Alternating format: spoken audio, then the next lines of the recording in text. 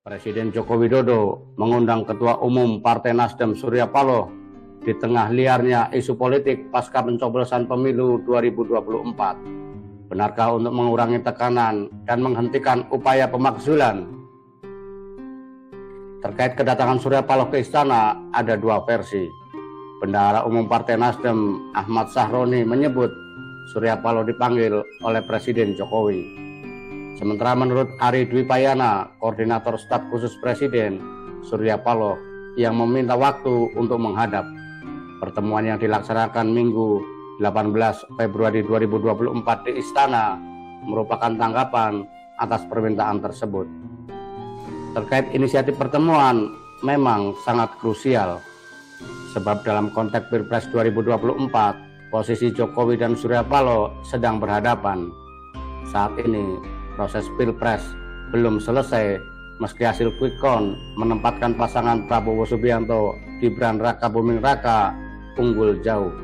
Bahkan Jokowi telah memberikan ucapan selamat. Di sisi lain, kubu Anies Rashid Baswedan, Muhaimin Iskandar atau Amin, dan Ganjar Pranowo Mahfud MD atau Gama masih menunggu hasil rekapitulasi surat suara manual oleh KPU yang dilaksanakan secara berjenjang sampai 20 Maret 2024. Sebelum bertemu Jokowi, Surya Paloh sempat menemui Anies.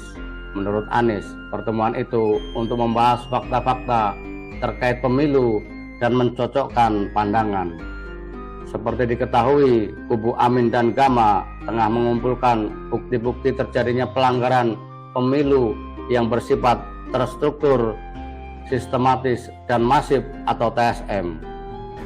Fakta itu akan dijadikan sebagai alat bukti gugatan ke Mahkamah Konstitusi atau MK jika KPU menetapkan pemenang tanpa mengindahkan kecurangan yang terjadi sebelum, selama, dan sesudah pelaksanaan Pilpres 2024. Konstelasi politik saat ini semakin memanas setelah TPN Gama meminta DPR memanggil KPU untuk meminta penjelasan terkait dugaan kecurangan.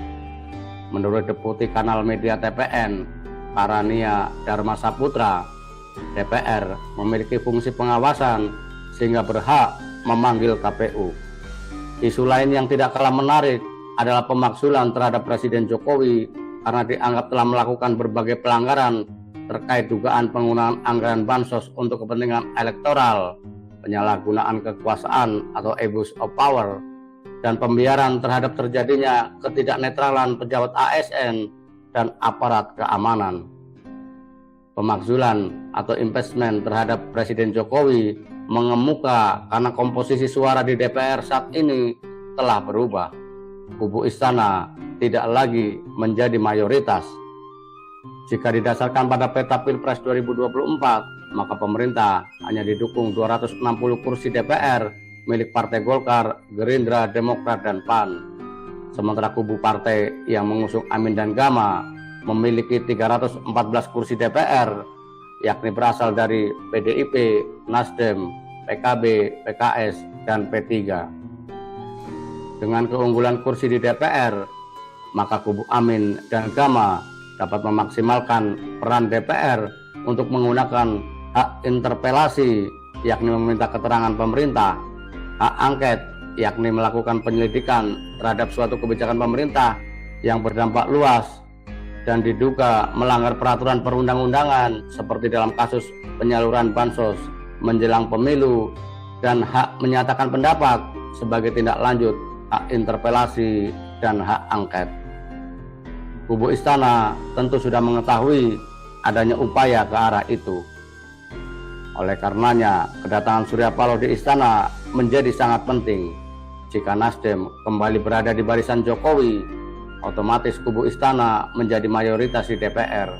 Dengan penambahan 59 kursi milik Nasdem, kubu istana memiliki 320 kursi, sedang kubu seberang tinggal didukung 255 kursi.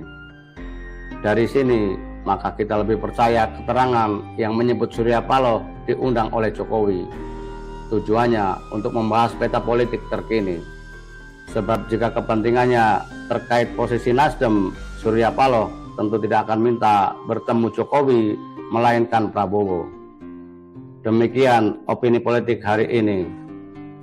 Quote-nya adalah, politisi tidak memiliki tujuan kebenaran, melainkan kekuasaan. Tetap semangat dan jaga kewarasan.